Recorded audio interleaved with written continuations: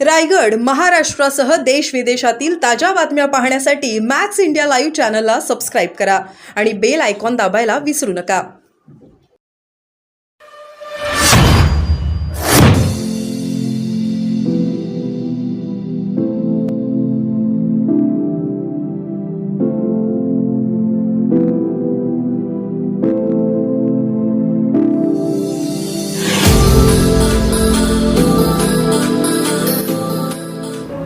हिंदू खत्रेने असा प्रचार केला जातो. हे बघा, सर्वात पहिले माझं एक म्हणणं आहे की हिंदू खतरे में है हा एक मोठा भाजपकडनं नारा दिला जातो आणि तो खूप चुकीचा आणि फसवणारा आहे असं मला वाटतं. कारण आपण कोणत्याही हिंदूंना एकटं विचारलं की तुम्हाला धोका आहे का, तर ते नाही म्हणतात. दुसऱ्या बाजूला तुम्ही कोणत्याही व्यक्तीला विचारलं की तुम्ही धर्मांतर कराल का, तर तो त्यालाही नाही म्हणतात. तर हिंदू कोणत्याही अर्थाने खऱ्या अर्थाने ही खतरेमध्ये आहेत का, तर बिलकुल नाही. पण खतऱ्यामध्ये काय आहे तर या देशामधलं आरक्षण. कारण दोन सुप्रीम कोर्टचे निकाल आलेत, पहिला क्रीमी लेअरचा आणि दुसरा वर्गीकरणाचा. ह्या दोन निकालांनी आरक्षण खूप जास्त धोक्यामध्ये आलं आहे. आणि जे आरक्षण हे शैक्षणिक आणि सामाजिक निकषावरती होतं, त्याला आता आर्थिक निकष हा चुकीचा निकष लावला जातो. त्याचबरोबर क्रीमी लेअरमधनं जर एकदा एक माणूस आरक्षण घेत असेल तर त्याच्या पुढच्या पिढींना किंवा त्या कुटुंबामधल्या कोणालाच आरक्षण घेता नाही येणार, अशी एक परिस्थिती उभी राहते. आणि ते आरक्षणाला संपवण्याचं काम इकडचे सरकार करते.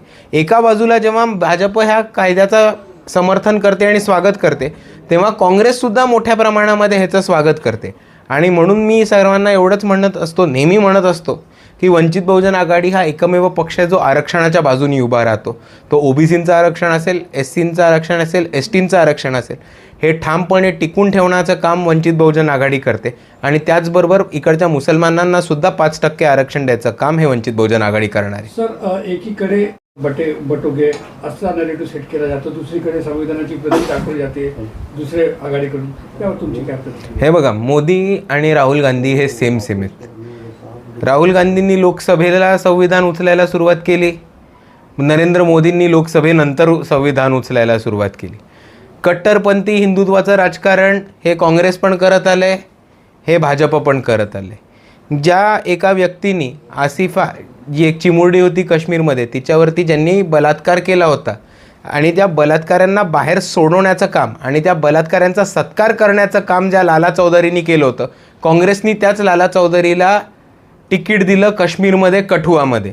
तर नरेंद्र मोदी आणि राहुल गांधी काय वेगळे वेगळे नाही आहेत. आणि कटोगे तो बटोगे हा नारा भाजपचा चालू आहे. माझ्या तुमच्या माध्यमातून इलेक्शन कमिशनला डायरेक्ट आव्हान आहे की तुम्ही कारवाई करायला का घाबरता.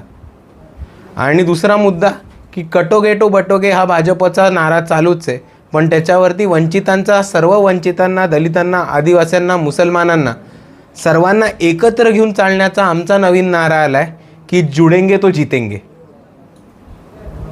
सर, विशाल पावसे यांच्या प्रचारासाठी आपण आलात, काय सांगणार? हे बघा, विशाल पावसे हे इकडच्या 3 वॉर्डचे नगरसेवक आहेत आणि त्यांचं काम जे आहे ते कल्याणपूर्वच्या लोकांना नीट माहिती आहे. त्याच्या पुढे जाऊन मी कल्याणपूर्वच्या लोकांना एवढीच विनंती करते की आपल्याला माहिती आहे की आपल्या इकडे काय काय चालू आहे. आज जो माणूस पोलीस स्टेशनमध्ये गोळ्या घालतो त्यांच्या पत्नीला तिकीट दिलं जातं. भाजप मोठ्या प्रमाणामध्ये आम्ही गुन्हेगारी संपवू, गुंडाशाही संपवूचा नारा देतात, पण जी लोकं पोलीस स्टेशनमध्ये खुलेआम गन घेऊन फायरिंग करतात त्यांच्याच घरामध्ये तिकीट दिलं जातं. दुसऱ्या बाजूला जे त्याच भांडणामध्ये दुसरी बाजू होते ते अपक्ष उभे राहिलेले दिसतात. उबाटा सेनेचे जे उमेदवार आहेत त्यांची पण एक क्रिमिनलची बॅकग्राऊंड आहे. आणि ह्या परिस्थितीमध्ये ज्या एका व्यक्तीने कोविड काळामध्ये असेल, आरोग्याचं काम असेल किंवा इकडच्या सर्वसामान्यांचे कामं केली असतील, त्यांना आपण जास्तीत जास्त मतांनी विजयी करा, एवढी मी इकडच्या कल्याणपूर्वच्या सर्व नागरिकांना विनंती करतो.